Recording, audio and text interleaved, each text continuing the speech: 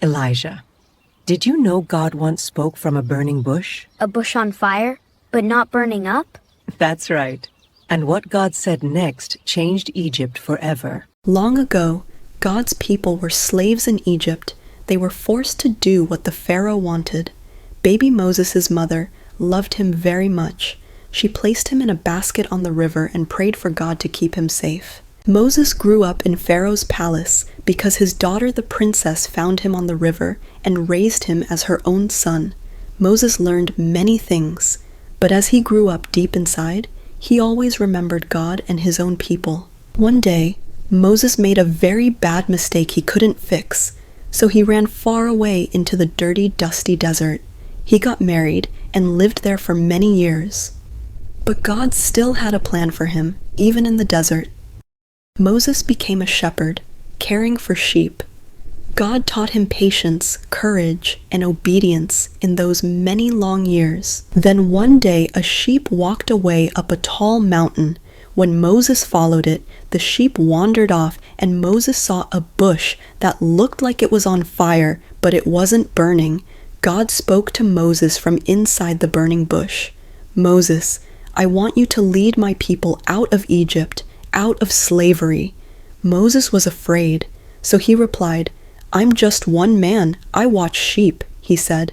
"I don't know how to talk to people."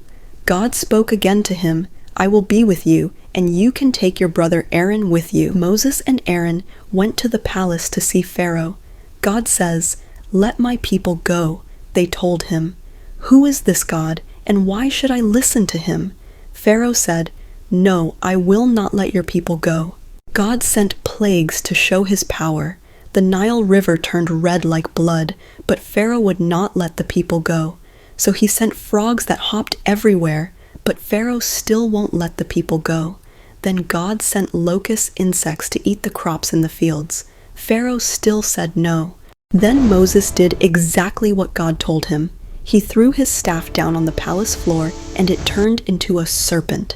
Pharaoh was surprised, but he sent his magicians to do the same trick, or so he thought. Then all of a sudden, Moses' serpent swallowed up the other magician's snakes, and he reached down and picked it up, and it turned back into a staff of wood.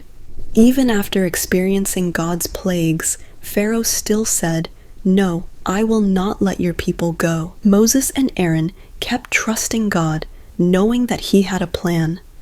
Then God did a hard thing. He warned Moses and Aaron to tell their families and the children of Israel to hide in their homes that night and not come out, that he was sending one last plague over Egypt, so Pharaoh would let his people go. During the night, an angel in a dark fog rolled in throughout Egypt, and the firstborn of any Egyptian family would not wake up the next morning ever again. Pharaoh's son did not wake up. Pharaoh was so upset he yelled out, "Take your people and go before something else happens," and he let God's people go. God had made a way for his people to be free from slavery. Moses and Aaron had trusted him, and more amazing things were about to happen. Grandma, Moses was afraid, but he still obeyed.